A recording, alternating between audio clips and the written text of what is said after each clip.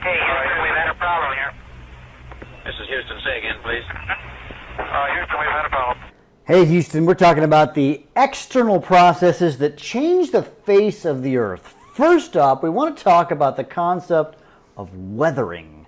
Now, we've probably heard that term. We've got a cool image over here about how the Earth changes because of this thing called weathering. But let's define what weathering is. Weathering is the breakdown of disintegration of and chemical alteration of rocks at or near the surface. So it's making bigger things smaller.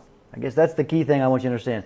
Bigger things smaller, and it can involve any change in the rock's composition, and also it can also just change the size and the shape of the rock. So we're going to have like two ball games in this weathering. You're going to see there's actually two kinds, one that changes what it is and one that doesn't change what it is. It just makes it smaller. And so that's the two classifications. So it's important to understand we've got two kinds of weathering. The first one is mechanical, and the second one is chemical. Now this video is going to focus on mechanical weathering, and the next video we'll talk about chemical weathering. So mechanical weathering is something that increases the surface area of available for actually a chemical attack. So if you can make it smaller, now this may sound weird here, guys.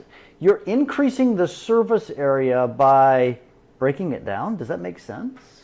If you think about that, if I've got a big block of stone, right, like I've sort of pictured here over to the left, and if I cut it up, as I've cut it up here, into smaller pieces, the actual area that can now be exposed to the outside world is greater, because this piece right here, if you will, that was attached to this piece right here, and that area was not exposed. It was part of the rock. So when we talk about this, is what you have to do is that if you break it into smaller pieces, you have more surface area. And then you can, so mechanical is breaking it down into smaller pieces. And when we talk about mechanical weathering, there are four kinds of mechanical weathering: frost wedging, salt crystal formation, sheeting, and biological activity. So let's talk about how these work. They're pretty cool, actually. So frost wedging has to do with water. So water has a really unique property in that when it freezes, it expands 9%. By the way, if you recall back in chemistry class, water is a weird chemical. Not many chemicals, I don't know that any other chemical does this.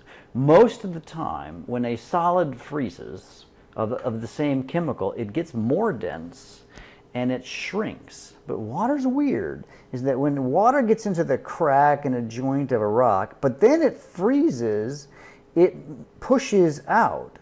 And as it pushes out, it can crack the rock. So ice is a common ingredient in mechanically weathering a rock. We call that frost wedging.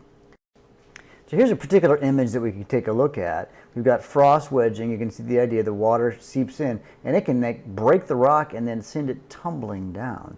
And if we look at this particular image of this rock, this is a classic picture of frost wedging. It's going to happen in high slopes. It has to be in a cold place, obviously us in Houston, and we're not going to see much frost wedging because we aren't going to happen. So the second kind is something called a frost heave. Now frost heaves are different than frost wedging, but still the same principle, the water being 9% bigger, et cetera, et cetera. But now we've got some land, okay? We've got a frozen layer on top, all right? So it's a cold climate. And then ice or water seeps down into here, all right? Boom. And then what happens is, of course, it expands. And then it starts, so like there were like holes in the rock, but now it's down on a level, right?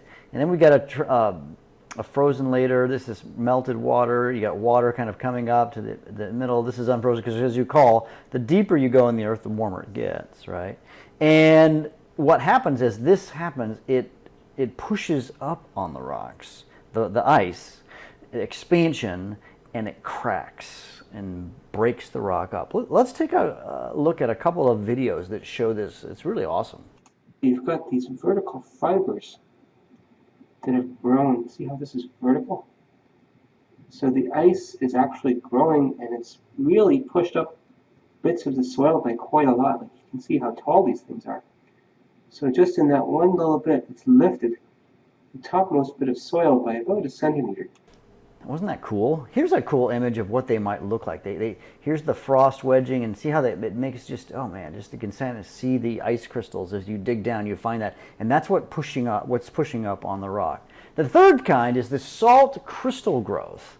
All right, so salt gets into water or into a crack. Okay, it's all about kind of getting into a crack, and as the salt crystallizes, the salt, like the water, the salt makes it crystals, these little squarey crystals, and they'll push off and they'll expand it. Now, if you've ever had a chance to live in the north, and as many of you know, I just came from Chicago, where this happens all the time. They throw some salt on the roads, and the salt crystal growth. They expand, they crack the rocks, especially the rocks on the roads.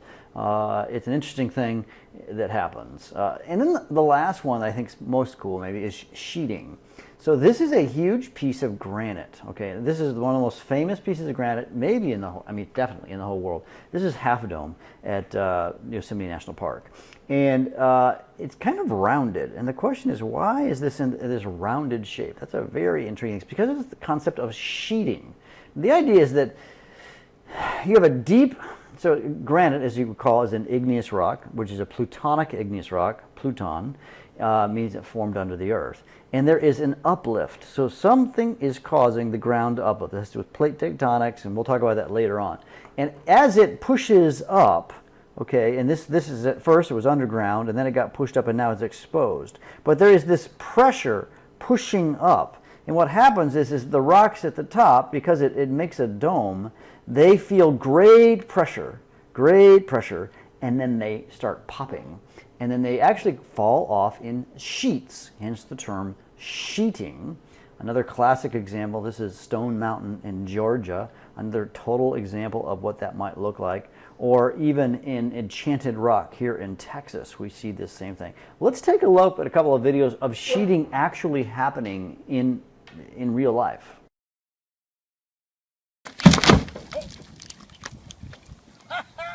Yeah, baby. Woo! Now maybe you'll be happy. Everything is flat. Ho, ho, ho, ho. Ho, ho, ho. Whoa.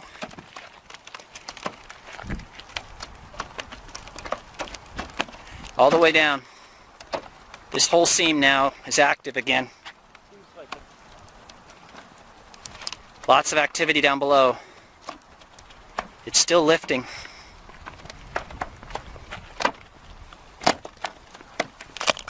Did you see that?